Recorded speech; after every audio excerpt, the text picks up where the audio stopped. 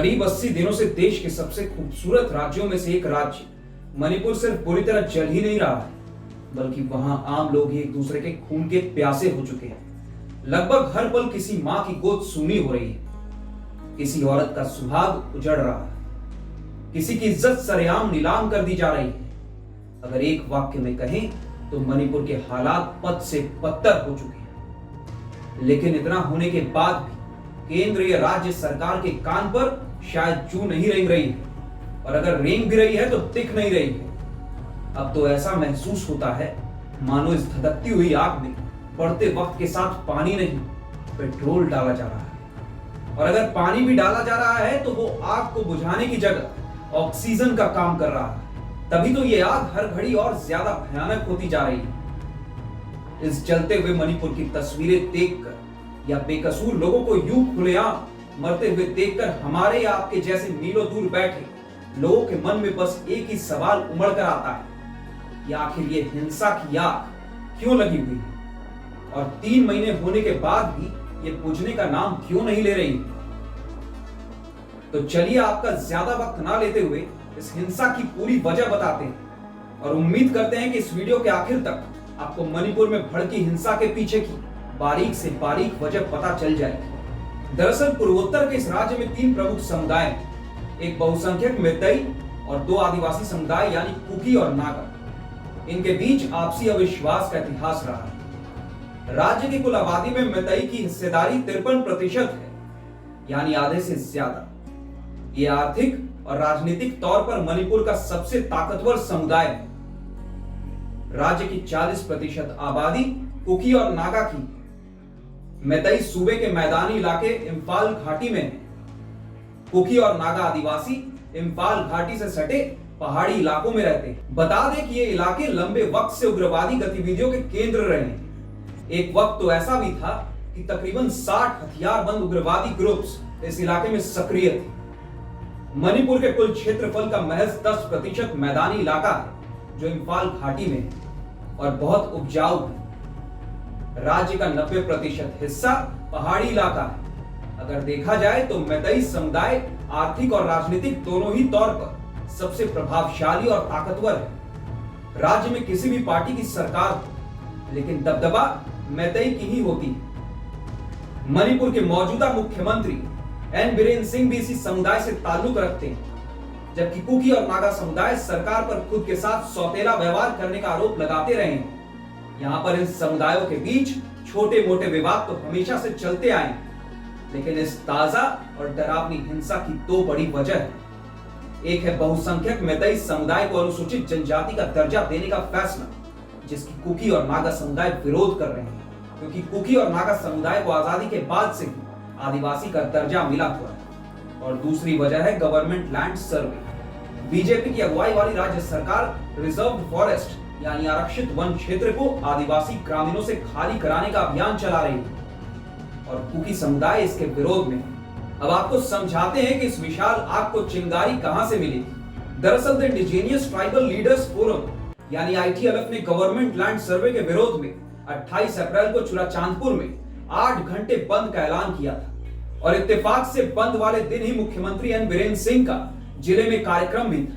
वो चुराचांदपुर में new Lanka town के सद्भावना मंडप में रैली के साथ साथ एक ओपन जिम और PT स्पोर्ट्स कॉम्प्लेक्स का उद्घाटन करने वाले थे। लेकिन 27 अप्रैल की रात को ही भीड़ ने मुख्यमंत्री के कार्यक्रम वाली जगह पर जमकर तोड़फोड़ कर दी। कुर्सियों को आग के हवाले कर दिया गया। जिस ओपन जिम और स्पोर्ट्स कॉम्प्लेक्स का उद्घाटन होना था, वहां जमकर तोड़फोड़ और आगजनी हुई। लेकिन इतनी हिंसा के बावजूद भी बीरेन सिंह के कार्यक्रम की तैयारियां लगातार चल रही थी। 28 अप्रैल को अधिकारी और बड़ी संख्या में लोग CM के आने का इंतजार कर रहे थे। तभी वहां प्रदर्शनकारियों ने धावा बोल दिया। हालात को संभालने के लिए पुलिस ने प्रदर्शनकारियों पर आंसू गैस के गोले छोड़े, जिसके जवाब में उन्होंने पत्थरबाजी की। हालात ज्यादा बिगड़ते देख आखिरकार मुख्यमंत्री एन बीरेन सिंह ने चुराचांदपुर का दौरा रद्द कर दिया, और वहां देर रात तक पुलिस और प्रदर्शनकारियों में झड़प होती रही। उसी रात तुइबोंग एरिया में उपद्रवियों ने फॉरेस्ट रेंज ऑफिस को आग के हवाले कर दिया। इस शुरुआती हिंसा में खास तौर पर पुलिस और कुकी आदिवासी ही आमने सामने थे, लेकिन 3 मई को हालात बहुत ज्यादा बिगड़ गए और इसने जातीय संघर्ष का रूप ले लिया। एक तरफ मैतेई समुदाय के लोग तो दूसरी तरफ कुकी और नागा समुदाय के लोग। इनके बीच जातीय हिंसा के बाद स्थिति बेकाबू हो गई। इस बार हिंसा की जड़ में मैतेई समुदाय को एसटी का दर्जा दिए जाने का फैसला था। इसके खिलाफ कुकी और नागा आदिवासियों ने 3 मई को राज्य के सभी 10 पहाड़ी जिलों में ट्राइबल सॉलिडारिटी मार्च यानी आदिवासी एकता यात्रा निकालने का ऐलान किया। मार्च का आयोजन all tribal student union Manipur यानी ATSUM ने किया। इस दौरान भी हिंसा बुरी तरह भड़क गई। हालात इतने बिगड़ गए कि 8 जिलों में मोबाइल इंटरनेट सर्विस सस्पेंड कर दी गई, कर्फ्यू लगा दिया गया। उपद्रवियों को देखते ही गोली मारने के आदेश दे दिए गए। हालात को काबू में करने के लिए पुलिस के साथ साथ आर्मी और असम राइफल्स को उतार दिया गया। अब समझते हैं कि मैतेई समुदाय को एसटी का दर्जा देने का मसला क्या है। दरअसल बहुसंख्यक मैतेई समुदाय से जुड़े कुछ संगठन लंबे वक्त से अनुसूचित जनजाति का दर्जा देने की मांग कर रहे हैं। मैतेई समुदाय से आने वाले कई विधायक भी खुलेआम इस मांग का समर्थन करते रहे हैं। मैतेई समुदाय का कहना है कि बड़े पैमाने पर अवैध घुसपैठियों के आने की वजह से उन्हें परेशानियों का सामना करना पड़ रहा है। इसी के बाद पिछले महीने मणिपुर हाई कोर्ट ने राज्य सरकार को आदेश दिया कि वो 4 हफ्ते के भीतर मैतेई समुदाय को एसटी का दर्जा देने की मांग पर केंद्र सरकार को अपनी सिफारिश भेजे। लेकिन दूसरी तरफ कुकी और नागा मैतेई को एसटी का दर्जा दिए जाने का कड़ा विरोध कर रहे हैं। अब आपके दिमाग में सवाल होगा कि मैतेई समुदाय मणिपुर में बहुसंख्यक है तो फिर उसके मन में असुरक्षा की भावना क्यों है और वो एसटी का दर्जा क्यों मांग रहा है। दरअसल मैतेई समुदाय का कहना है कि बड़े पैमाने पर म्यांमार और बांग्लादेश से आने वाले अवैध प्रवासी वहां बस रहे हैं, जिससे ये डर सता रहा है कि उनकी सांस्कृतिक पहचान खतरे में।